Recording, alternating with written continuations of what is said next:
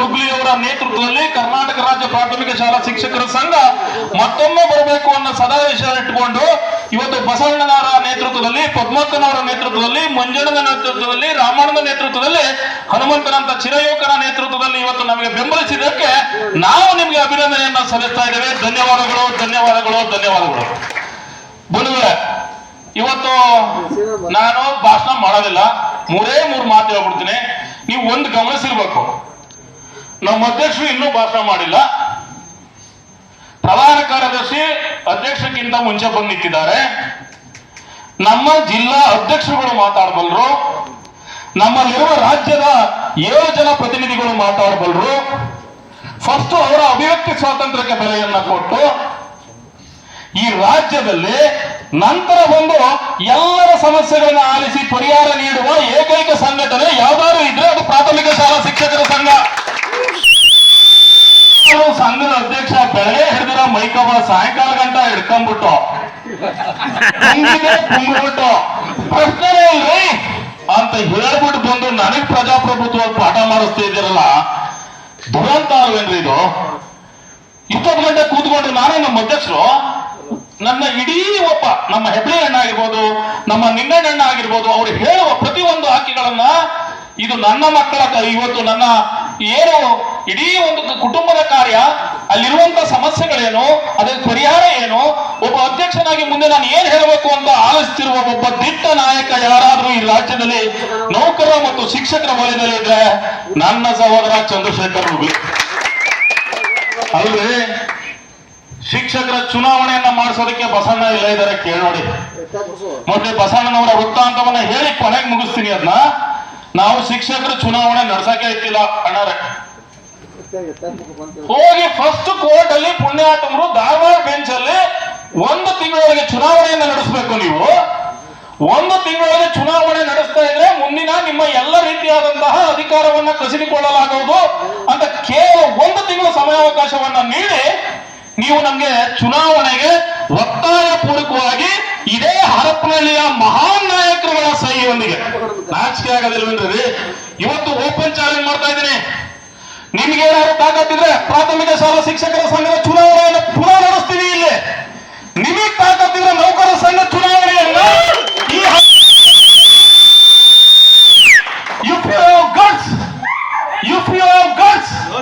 ತಾಕತ್ತಿದ್ರೆ ಬಾ, ಹರಪನಹಳ್ಳಿ ಸರ್ಕಾರಿ ನೌಕರರ ಸಂಘ ಚುನಾವಣೆಯ ಪ್ರಜಾಪ್ರಭುತ್ವದ ಮಾದರಿಯಲ್ಲಿ ಮತ್ತೊಮ್ಮೆ ನಡೆಸಿ ನೀನು ಅಧಿಕಾರ ಹಿಡಿದ್ರೆ ನಾನು ವೃತ್ತಿಗೆ ರಾಜೀನಾಮೆಯನ್ನು ಕೊಡ್ತೀನಿ. ಇದೆಯಾ ತಾಕತ್ತು?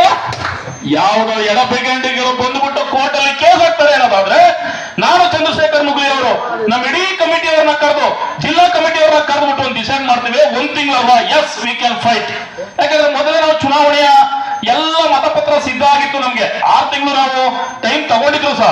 ಎಸ್, ನಾವು ಈ ಚುನಾವಣೆಗೆ ಹೋಗೋಣ ಅಂತ ಹೊರಟಂತ ಸಂದರ್ಭದಲ್ಲಿ ಇದೇ ನಮ್ಮ ಕಾನೂನು ಸಲಹೆಗಾರರ ಬಸವರಾಜ ಸಂಗಪ್ಪನವರು ಭಾಷಾವರ ಆಶೀರ್ವಾದದಿಂದ ಮತ್ತು ಅವರ ಮಾರ್ಗದರ್ಶನದಿಂದ ಹೊರಟಾಗ ಅದೇ 1 ತಿಂಗಳಿಗೆ ಚುನಾವಣೆ ನಡೆಸ್ಬಿಡ್ತಾರೆ ಅಂತ ಹೇಳಿ ಪುನಃ ನಡೆಸಬೇಡಿ ಅಂತ ಹೋಗಿ ಕೋರ್ಟ್ ಹೋಯ್ತಾರಲ್ಲಪ್ಪ ನೀವು. ಚುನಾವಣೆ ನಡೆಸಿ ಅಂತ ಹೋದಂತ ಮಹಾನೀಯರು ಚುನಾವಣೆ ನಡೆಸಕ್ ಕೊಡುದು ನೀವು. ಯಾಕೆ? ನಾವು ಸೋತ್ ಬಿಡ್ತೀವಿ ಮುಂದಕ್ಕೆ. ಇದು ಈಗ ಚುನಾವಣೆ ಬರ್ತಾ ಇದೆ, SIR ಬರ್ತಾ ಇದೆ, ಅದೆಂತ ಕಾರ್ಯಕ್ರಮ ಬಂದಿದ್ದಲ್ಲ, ಗಣತಿ ಬರ್ತಾ ಇದೆ, ಮುಂದಕ್ಕೂ ಹಾಕಿ ಅಂತ ಹೋದ್ರಲ್ಲಪ್ಪ. ಆದ್ರೂ ನಾವು ಏನು ನಿರ್ದೇಶನ DR ಅವರು ಹೈಕೋರ್ಟ್ ಆದೇಶವನ್ನ ಕೊಡ್ತಾರೋ ಆ ಚುನಾವಣೆನ ನಡೆಸ್ತೋ. ಆ ಚುನಾವಣೆ ನಡೆಸಿದಾಗ ಎಷ್ಟು ಸ್ಟೇ ತಂದ್ರು ಹೈಕೋರ್ಟ್ ಅಲ್ಲಿ ಚೀಫ್ ಜಸ್ಟಿಸ್ ಮುಂದೆ ನಿಜವಾಗ್ಲೂ ಹೇಳ್ತಾ ಇದ್ದೀನಿ, ನಮ್ಗೆ ಫಸ್ಟ್ ಸ್ಟೇ ಕೊಟ್ಟ ದಿವಸ ಚಂದ್ರಶೇಖರ್ ನುಗ್ಲಿ ಅವರು, ನಾನು, ಬಸಣ್ಣ, ಶಿವರುದ್ರಯ್ಯ ಅವರು ಹಲವಾರು ಜನ ಹಿಂಗ್ ಕೂತ್ಕೊಂಡು ಮಾತಾಡ್ತಾ ಇತ್ತು. ನನಗೆ ಟೆನ್ಷನ್, ರಾಜನೂ ಹೋಯ್ತು, ಕೆಲಸಗಳು ಆಗ್ತಾ ಇಲ್ಲ, ಒಂದು ದೊಡ್ಡ ಸಮ್ಮೇಳನ ಮಾಡಿದಂತಹ ಆ ಕೀರ್ತಿಯನ್ನು ನಾವು ಪಡೆಯಕ್ ಆಗ್ತಾ ಇಲ್ಲ. ಇಷ್ಟೆಲ್ಲ 37 ಆದೇಶಗಳನ್ನ ಚಂದ್ರಶೇಖರ್ ನುಗ್ಲಿ ಅವರ ನೇತೃತ್ವದಲ್ಲಿ 8 ತಿಂಗಳಲ್ಲಿ ಮಾಡಿಸ್ತೀವಿ. ಒಂದೇ ಒಂದು ಕೆಲಸ ಮಾಡಿದ ಖಾಲಿ ಡಬ್ಬ ಇವತ್ತು ನಮ್ಮನ್ನ ಅಲ್ಲಾಡಿಸ್ತಾ ಇದೆಯಲ್ಲಪ್ಪ ಅಂತ ನಾವು ಬೇಜಾರಾಗಿ ಕೂತಿದ್ರೆ ಚಂದ್ರಶೇಖರ್ ನುಗ್ಲಿ ಏನ್ ಮಾಡ್ತಾರೆ ಗೊತ್ತಾ? ಅವತ್ ನೈಟು ಮಧು ಬಂಗಾರಪ್ಪ ಸಾಹೇಬ್ ಹತ್ರ ಜಗಳ ಆಡ್ತಾವ್ರೆ. ನಾನು ಇವ್ರಿಗೇನಾಗೈತಪ್ಪ ಎಲೆಕ್ಷನ್ ಟೆನ್ಷನ್ ಇಲ್ಲ, ಯಾಕೆ ಪುಣ್ಯಾತ್ಮ ಜಗಳ ಆಡ್ತಾ ಇದ್ದಾರೆ ಅಂದ್ರೆ ಅದೆಲ್ಲ ಗೊತ್ತಿಲ್ಲ ಸಾಹೇಬ್ರೆ. 29ನೇ ತಾರೀಕು ನಮ್ಮ ಇಡೀ ಏನು ಸಹ ಶಿಕ್ಷಕರಿದ್ದಾರೋ ಇಡೀ ರಾಜ್ಯಾದ್ಯಂತ 10,000 ಜನಕ್ಕೆ ಪ್ರಮೋಷನ್ ಕೊಡ್ಲೇಬೇಕು ಅಂತ ಗಲಾಟೆ ಮಾಡ್ತಾ ಇದ್ದಂತ ವ್ಯಕ್ತಿ ನೋವಾಗಲಿಲ್ಲನ್ರಿ? ಮದುವೆ ಆಗಿಲ್ಲ, ಅವನ ವೈಯಕ್ತಿಕ ಸಂಸಾರ ಇಲ್ಲ, ಏನಿಲ್ಲ.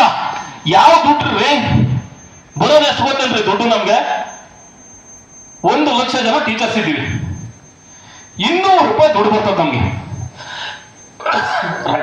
ರಾಜ್ಯಕ್ಕೆ 200 ರೂಪಾಯಿಲಿ 50 ರೂಪಾಯಿ ಜಿಲ್ಲೆ ಕೊಡ್ತೀವಿ ಏನಣ್ಣ, 75 ರೂಪಾಯಿ ತಾಲೂಕು ಕೊಡ್ತೀವಿ ಏನಣ್ಣ, ಇನ್ 75 ರೂಪಾಯಿ ಉಳಿತದೆ ನಮ್ಗೆ. ಅಂದ್ರೆ 75 ಲಕ್ಷ ರೂಪಾಯಿ ವರ್ಷಕ್ಕೆ ಹೋದ್ರೆ ನಾವು ಇಡೀ ವರ್ಷದ ಖರ್ಚು ವೆಚ್ಚಗಳನ್ನ ಆ 75 ಲಕ್ಷದಲ್ಲಿ ಆಫೀಸ್ ಸ್ಟಾಫ್ ಇರ್ಬೋದು, ಪ್ರತಿಯೊಂದು ಕಾರ್ಯಕ್ರಮಗಳಿರ್ಬೋದು, ಮೀಟಿಂಗ್ ಇರ್ಬೋದು, ಮತ್ತೊಂದಿರ್ಬೋದು, ಪ್ರತಿಯೊಂದು ಮಾಡುವಂಥದ್ದು ಈ 75 ಲಕ್ಷದ ವಂತಿಕೆಯಲ್ಲಿ ಕಾರ್ಯಕ್ರಮಕ್ಕೆ ಮಾಡುವಂತ ಒಬ್ಬ ಅಧ್ಯಕ್ಷರನ್ನ ನೀವು ಬೇಕಾದಂಗೆ ಪುಂಗವಾಗಿ ಬೈತೀರಿ. ಅದನ್ನ ನೋಡ್ಕೊಂಡು ನಮ್ಮ ಯುವ ಸಮುದಾಯ ಎಲ್ಲೋ ಒಂದು ಸರಿ ಹನುಮಂತಪ್ಪ ಎದ್ದು ಕೂರ್ತಾನೆ, ಎಲ್ಲೋ ಒಂದು ಸರಿ ಆನಂದ ಎದ್ದು ಕೂರ್ತಾನೆ, ಎಲ್ಲೋ ಒಂದು ಸರಿ ರಾಘವೇಂದ್ರ ಎದ್ದು ಕೂರ್ತಾನೆ, ಅವನೊಬ್ಬ ಚಂದ್ರಶೇಖರ್ ಶೆಟ್ಟಿ ಎಲ್ಲರಿಗೂ ಹಾಕೊಂಡು ಬಿಡಿತಾನೆ. ನೀವು ಸುಮ್ಮನೆ ಕೂತಿರ್ತೀರಿ ಅಂದ್ರೆ ನೋವಾಗಲಿಲ್ವೇನ್ರಿ? ಯೋಚಿಸ್ಬೇಕೋ ಬೇಡವೋ? ಯಾಕೆ ನಮಗ್ ತಾಕತ್ತಿಲ್ಲ ಮಂಜಣ್ಣ? ಯಾಕೆ ಮಹೇಶ್ ಬಾಬಾಜಿ ನಮಗ್ ತಾಕತ್ತಿಲ್ವಾ? ತಾಕತ್ತಿದೆಯೋ ಇಲ್ವೋ ನಮ್ಮ ಯುವಕರಲ್ಲಿ? ನಾವು ಮಾಡ್ತಿರೋ ಒಳ್ಳೆ ಕೆಲಸ ನಿಮಗೆ ಸರಿಯಾಗಿದೆಯೋ ಇಲ್ವೋ? ಸರಿ ಇದೆ ಅನ್ನೋದಾದ್ರೆ ಅವರೊಂದು ವ್ಯವಸ್ಥೆಯನ್ನ ಕಟ್ಟಿ, ಅವರೊಂದು ಜಾತಿಯ ವಿಷ ಬೀಜವನ್ನ ಬಿತ್ತಿ ನಮ್ಮ ಮೇಲೆ ಅಪಪ್ರಚಾರವನ್ನು ಮಾಡಿ ನಮ್ಮ ಅಧ್ಯಕ್ಷನ ತೇಜೋವಧೆಯನ್ನ, ಪ್ರಧಾನ ಕಾರ್ಯದರ್ಶಿ ತೇಜೋವಧನೆಯನ್ನ 55 ವರ್ಷಗಳ ಕಾಲ ಒಬ್ಬ ದಲಿತ ಮನುಷ್ಯ ಕಟ್ಟಿದ ಸಂಘಟನೆಯನ್ನು ಹೊಡಿತೀನಿ ಅಂತ ಹೊರಟಾಗ ನೀವು ಯುವ ಸಮುದಾಯ ನಮ್ಮ ಜೊತೆ ಇರುವಂತ ಹುಡುಗರಿಗೆ ರಟ್ಟೆಗೆ ಸಿಟ್ಟು ಬರೋದಿಲ್ಲ ಅನ್ನೋದಾದ್ರೆ ಯಾಕಿರ್ಬೇಕು ಸಂಘಟನೆ ಅನ್ನೋ ಮನೋಭಾವಕ್ಕೆ ನಾವು ಬರಬೇಕಾಗ್ತದೆ ಅಲ್ವೇ? ಆ ಕಾಸು ಆರೋಗ್ಯ ಸಂಜೀವಿನಿ ಯೋಜನೆ ಅಂತ ಒಬ್ರು ಜಾರಿಗೆ ತಂದವ್ರೆ, ಒಬ್ರಾರು ಕ್ರಿಟಿಸೈಸ್ ಮಾಡ್ತಿರೇನ್ರಿ? ಎಷ್ಟು ಇವತ್ತು ರೋಗಿ ನಮ್ಮ ಇವ್ರು ಏನು ನಮ್ಮ ನೌಕರರು 850 ರೂಪಾಯಿ ಕೊಟ್ಬಿಟ್ಟು ಅನುಭವಿಸ್ತಾ ಇದ್ರಿ. ಪ್ರೈವೇಟ್ ಇನ್ಶೂರೆನ್ಸ್ ತಗೊಂಡಿದ್ರೆ ಇದಕ್ಕಿಂತ ಗತ್ತಾಗಿ ಹೋಗ್ಬಿಟ್ಟು ಹಾಸ್ಪಿಟಲ್ ಅಡ್ಮಿಟ್ ಆಗ್ಬೋದಾಗಿತ್ತಲ್ರಿ? 7 ವೇತನ ಈಗ ಪ್ರಶ್ನೆ ಇಲ್ರಿ, ಕೇಂದ್ರ ಮಾದರಿ ಅಂದ ಪುಣ್ಯಾತ್ಮ ಆ ಗುರಿಕಾರ ಕೊಡಿಸಿರೋ ವೇತನನ್ನು ಕೊಡಿಸ್ತಿಲ್ವಲ್ರಿ ಆತ? ನೀವು ಪ್ರಶ್ನೆ ಮಾಡೋದಿಲ್ವಲ್ರಿ? ಚಪ್ಪಾಳೆ ಹೊಡಿತಿರಲ್ರಿ ಅವನಿಗೆ? ದುರಂತ ಅಲ್ವೇನ್ರಿ? ದುರಂತ ಅಲ್ವಾ? ಅಲ್ರಿ, ಎಲ್ಲಿಯ ಶಾಂತಾರಾಮು, ಎಲ್ಲಿಯ ಸಂಗಣ್ಣ? ಅಲ್ರಿ ಅವತ್ತು vote for OPS, vote for Congress ಹೋರಾಟ ಯಾರ್ರಿ ಮಾಡಿದ್ದು? ನೀವು ಹಲವಾರು ಜನ ಲೀಡರ್ಗಳನ್ನ ಗೋಲ್ಡ್ ಪಿಂಚ್ ಹೋಟೆಲ್ಗೆ ಇದೇ ಚಂದ್ರಶೇಖರ್ ಮುಗ್ಲಿ ನೇತೃತ್ವದಲ್ಲಿ, ಇದೇ ಬಸವನವರ ನೇತೃತ್ವದಲ್ಲಿ, ಇದೇ ಮಂಡ್ಯ ನಾಗೇಶ್ ನೇತೃತ್ವದಲ್ಲಿ, ಅವತ್ತಿನ್ನೂ B.Pharm ಮಂಜಾಗಿತ್ತಿಲ್ಲ ಪಕ್ಷಕ್ಕೆ, ಸಿದ್ದರಾಮಯ್ಯ ಸಾಹೇಬ್ರವ್ರನ್ನ, ಅರವಿಂದ್ ಸುರ್ಜೇವಾಲ್ ಅವ್ರನ್ನ, ಚಲುರಾಯ್ ಸ್ವಾಮಿ ಅವ್ರನ್ನ, ಮಧು ಬಂಗಾರಪ್ಪನವ್ರನ್ನ ಕರೆಸಿ ನಾವು vote for OPS, vote for Congress ಅನ್ನ ಮಾಡಿ ಅವತ್ತು ಮ್ಯಾನಿಫೆಸ್ಟೋದಲ್ಲಿ ಸೇರುವಂತೆ ಮಾಡಿದ ಕೀರ್ತಿ ಯಾರಿಗೆ ಸಲ್ಲಬೇಕು? ಇದೇ ಸಂಘಟನ, ಇದೇ ಶಾಂತಾರಾಮನ ನೇತೃತ್ವದ NPS ಸಂಘಟನೆಗೆ. ಇವತ್ತೆಲ್ಲ ಸಮಸ್ಯೆ ಬಗೆಹರಿತದೆ ಅಂತ ಹೊರತುಬಿಟ್ಟು ಯಾರೋ ಹುಟ್ಟಿಸಿರೋ ಮಗುಗೆ ನಾನೇ ಅಪ್ಪ ಅಂತೆಲ್ಲ ನಾಚಿಕೆ ಆಗಲ್ವಾ ನಿನಗೆ? ನಾಚಿಕೆ ಆಗಲ್ವಾ ನಿನಗೆ? ಓಪನ್ ಚಾಲೆಂಜ್, ನೀನವತ್ತು ಏನಾದ್ರೂ ಗೋಲ್ಡ್ ಪಿಂಚ್ ಹೋಟ್ಲಲ್ಲಿ ಸುರ್ಜಿವಾಲ ಜೊತೆ ಮ್ಯಾನಿಫೆಸ್ಟೋ ಕಮಿಟಿಲಿ ಶಾಂತಾರಾಮನ್ಗೆ ಏನಾದ್ರೂ ನೀನು DK ಶಿವಕುಮಾರ್ ಸಾಹೇಬರಿಗೆ ಮೈಸೂರವರೆಗೆ ಹೋಗಿದ್ರೆ ತೋರಿಸು ನೀನು ಎವಿಡೆನ್ಸ್. ದುರಂತ, ನಿನ್ಗೊಂದು ಕ್ಯಾಸ್ಟ್ ಬೆಂಬಲ ಐತೆ, ಬೇಕಾದಂಗೆ ದುಡ್ಡು ಮಾಡ್ಕೊಂಡ್ಬಿಟ್ಟಿದೀಯ ಅನ್ನೋ ದಿಮಾಕಲ್ಲಿ ಶಿಕ್ಷಕರ ಸಂಘಟನೆ ಒಡೆಯವರೆಗೂ ನಿನ್ನ ಬಗ್ಗೆ ನಾನು ಒಂದೇ ಒಂದು ವೇದಿಕೆಯಲ್ಲಿ ಮಾತಾಡುತ್ತಿಲ್ಲ. ಇಳಿತಾ ಇದ್ದೀನಿ ಬಂದು, ನಾನು ನಿನಗಿಂತ 100ರಂತ ಎಲೆಕ್ಷನ್ ಅನ್ನ ಫೇಸ್ ಮಾಡಿದ್ದೀನಿ. ಈ 55 ವರ್ಷಗಳ ಸಂಘಟನೆಯನ್ನು ಉಳಿಸ್ಕೊಡೋದಕ್ಕೆ ನನ್ನ ಕೆಲಸ ಅಷ್ಟೇ ಅಲ್ಲ, 33 ಕೇಸ್ ಅಂದ್ರೆ ಮಾಡಿಸೋದು ನಾನು, 34ನೇ ಕೇಸ್ ನನ್ನಿಂದ ಮಾಡಿಸ್ಬೇಡ. 100% ಹೇಳ್ತಾ ಇದ್ದೀನಿ. ನನ್ನ ಸಂಘಟನೆ ಒಡೆಯುವಂತ ಕೆಲಸಕ್ಕೆ ಯಾರಾದ್ರೂ ಕೈ ಹಾಕಿ ನನ್ನ ಸಂಘದ ಸಹೋದರರನ್ನ, ಕಷ್ಟಪಟ್ಟು ದುಡಿಯೋರನ್ನ ನೀನು ತೇಜುವುದಕ್ಕೆ ಇಳಿದ್ರೆ ನಿನಗೆ ಅದೇ ರೀತಿ ಶಿಕ್ಷೆಯನ್ನ, ಇದೇ ನನ್ನ ಯುವ ನಾಯಕರುಗಳನ್ನ ಕಟ್ಟುಕೊಳ್ಳುವ ಮೂಲಕ ನಿನಗೆ ದಿಟ್ಟ ಹೋರಾಟವನ್ನ ಒಂದು ಹೇಳ್ತಾ ಇದ್ದೀನಿ. ನನಗೊಬ್ಬ ಗುರಿ ಇದ್ದಾನೆ, ನನಗೊಬ್ಬ ಸಹೋದರರಿದ್ದಾನೆ. ಇಷ್ಟು ವೀರಾವೇಶದಿಂದ ಮಾತಾಡಬಲ್ಲೆ ಅಂದ್ರೆ ನನ್ನೊಬ್ಬಳಿಗೆ ಅಣ್ಣ ಇದ್ದಾನೆ. ಇವತ್ತೇನಾದ್ರೂ ನಾನು ರಾಜ್ಯ ಪ್ರಧಾನ ಕಾರ್ಯದರ್ಶಿ ಆದೆ ಅಂತ ಹೇಳಿದ್ರೆ ಈ ಹರಪನಹಳ್ಳಿಯ ಒಬ್ಬ ಧೀಮಂತ ವ್ಯಕ್ತಿ ಇಲ್ಲ. ಇವತ್ತು ಸಂಘಟನೆ 2ನೇ ಬಾರಿ ಅಲ್ಲ 3ನೇ ಬಾರಿ ಸ್ಟೇ ಸಿಕ್ಬಿಡ್ತಿತ್ತು. ನಿಮ್ಗೊಂದು ವಿಷಯ ಗೊತ್ತಿಲ್ಲ, ವಂಡರ್ ಆಗೈತೆ. ಫಸ್ಟ್ ನಿರ್ದೇಶಕರ ಎಲೆಕ್ಷನ್ ಚುನಾವಣೆಗೆ ಸ್ಟೇ ಸಿಕ್ಕಿತ್ತು. ಎರಡನೇದು ಚಂದ್ರಶೇಖರ್ ಮಂಡ್ಯ ಹಾಕಿದಾಗ ಪದಾಧಿಕಾರಿಗಳು ಚುನಾವಣೆಗೆ ಸ್ಟೇ ಸಿಕ್ತು. ಮೂರನೇ ಸರಿ ಪದಾಧಿಕಾರಿ ಚುನಾವಣೆಗೆ ಸ್ಟೇ ಸಿಕ್ಬಿಡೋದು. ಅವತ್ತು ಏನಾದ್ರೂ ಕರಿಕೋಟ್ ಹಾಕದೆ ತನ್ನಲ್ಲಿರುವ ಚಾತುರ್ಯ ಮತ್ತು ಈ ಸಂಘದಲ್ಲಿ ನಡೆದಂತಹ ವಿಷಯವನ್ನ ಅರ್ಥ ಮಾಡಿಕೊಂಡು ಈ ರಾಜ್ಯದ ಸಿವಿಲ್ ಕೋರ್ಟ್ ಮುಂದೆ ಅಲ್ಲಿ ಜಡ್ಜರ್ನ ಕೇಳಿಕೊಂಡು ಸ್ವಯಂ ಪ್ರೇರಿತವಾಗಿ ಹೋಗಿ ವಾದ ಮಾಡಿ ಕೇಸನ್ನ ಗೆಲ್ಸಿದ ಯಾರು ಅಂತ ಹೇಳಿದ್ರೆ ಶ್ರೀಯುತ ಬಸವರಾಜ ಸಂಗಪ್ಪನವರು. ಅವತ್ತು ನಾನು ಗಲಾಟೆ ಮಾಡ್ಕೊಂಡೆ, ಚಂದ್ರು ನಗ್ಲಿ ನನಗೂ ಟೆನ್ಷನ್ ಆಗೋಗ್ಬಿಡ್ತು. ಇದು ಏನ್ ದುರಂತ, 57 ಲಕ್ಷ ಫೀಸ್ ಕಟ್ಬಿಟ್ಟಿದೀವಿ, ಇವ್ರು ಯಾಕೆ ಇಷ್ಟು ಹಿಂಸೆ ಕೊಡ್ತಾ ಇದಾರೆ?